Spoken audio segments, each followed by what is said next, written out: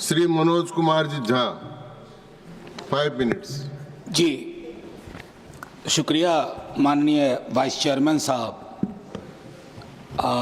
माननीय मंत्री जी हैं, पटरी वाले भी हैं, आसमान वाले भी हैं और दोनों को फ्यूल देने वाले भी हैं। 3 महत्वपूर्ण महकमा हमारे समक्ष हाजिर है।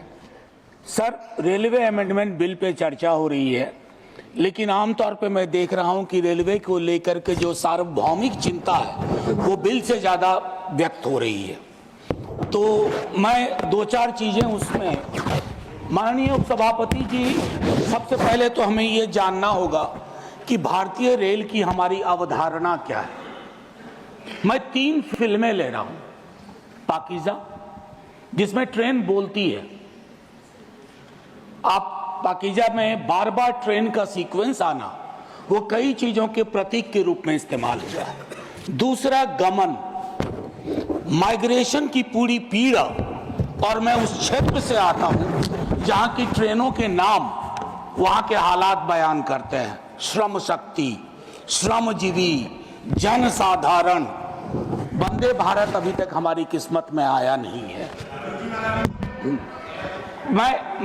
मैं कुछ बातें, माननीय उपसभापति महोदय, और एक फिल्म है कुली, उसके भी क्या निहितार्थ थे हम सब वाकिफ हैं। तो भारतीय रेल के साथ कम से कम इस सदन में कई लोग ऐसे होंगे जिनके जीवन के उतार चढ़ाव के साथ भारतीय रेल का ताल्लुक रहा है। मैं उनमें से एक हूं। अपनी जिंदगी के हर पड़ाव पे भारतीय ट्रेन ने मुझे सुकून भी दिया है और मुझे सोचने समझने की शक्ति भी दी है, खिड़की के पास बैठ करके।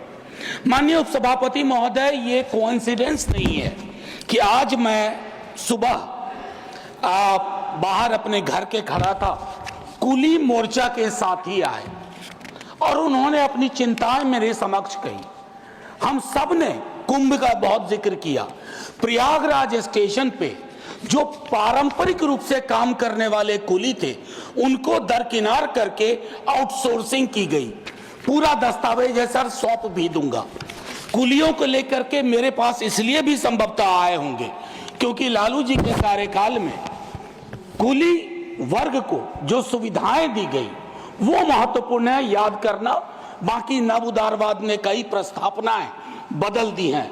लोकल फॉर वोकल की हम बात करते हैं, कुल्हड़ को हमने आखिरी सलाम करके किनारे कर दिया। कुछ चीजें जो मैं कहना चाहूंगा, मैं माननीय मंत्री जी से कहूंगा, do we really require 100% electrification? क्या ये हमारे लिए सबसे बड़ी प्राथमिकता हो?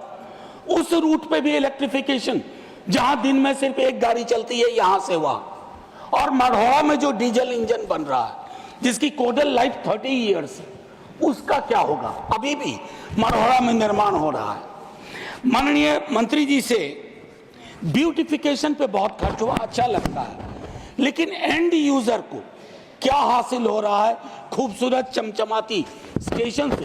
क्योंकि मैं देख रहा हूं सर, प्रीमियम ट्रेनों पे जो प्रीमियम है सरकार का वो बाकी ट्रेनों को नहीं है सर। हाल में मैं तमिलनाडु एक्सप्रेस से गया था। माननीय मंत्री जी से मैंने एक दिन लाइटर वेन में आग्रह किया था कि आप अपना प्रशासनिक अमला लेके विजिट मत करो, वेश बदल करके उन ट्रेनों में जाइए। श्रमजीवी, श्रम शक्ति, टीएन एक्सप्रेस, कोई आपको पहचाने नहीं कि आप अश्वनी वैष्णव है, तो आपको फर्क पता चलेगा। माननीय मंत्री जी, IRMS बनाया लेकिन उसमें 8 सर्विस और जोड़ दी। क्या हासिल हुआ भाई? पुनर्विचार करिए, कुछ फैसले अगर बदलने पड़े। अब इसमें 8 नई सेवाएं हैं। 4 वर्षों से चल रहे सर्विस निगोशिएशन का कुछ हासिलात नहीं हुआ। मेरा मानना है कि पहले का जो रेलवे का था कि 5 बोर्ड मेंबर्स बोर्ड में जो अपना अपना डोमेन नॉलेज लेके आए, उनको उसको बहाल किया जाए। मैनुअल कपलिंग अभी भी क्यों हो रही है कोचेज एंड वैगन्स में, जिससे मौत की आशंकाएं रहती हैं? क्या हम इस परिपाटी को खत्म नहीं कर सकते? हम तो खैर क्या कहूं, शिकायत भी नहीं कर सकता। सीवेज में उतर के मरने वाले के लिए आज तक सिवाय आंकड़ों में जोड़ने के हमने कुछ नहीं किया। स्टाफ को लेकर के चिंता है सर। रेलवे बहुत बड़ा एम्प्लॉयर भी था, बहुत बड़ा, one of the biggest employer.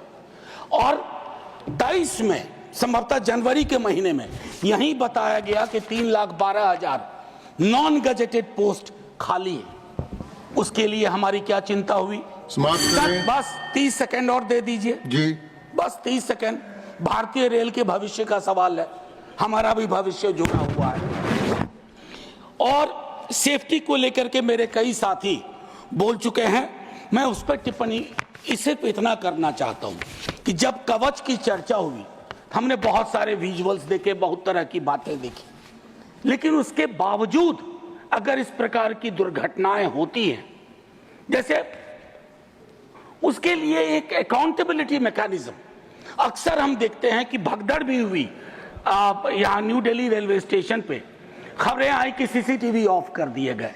हमें चिंता इस बात की होती है कि लोग ना जान जाए, बगैर इसके कि किस प्रकार हम इस तरह की चीजों को करें।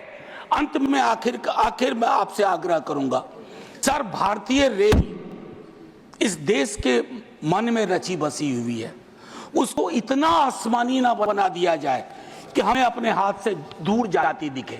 वंदे भारत से कोई विरोध नहीं सर, बहुत चलाइए वंदे भारत, लेकिन जो आपकी पुरानी ट्रेन थी जिसमें 80% आबादी आज भी सफर करती है, उन ट्रेनों की क्या हालत है उस पर भी विचार धन्यवाद। करें। शुक्रिया सर, जय हिंद।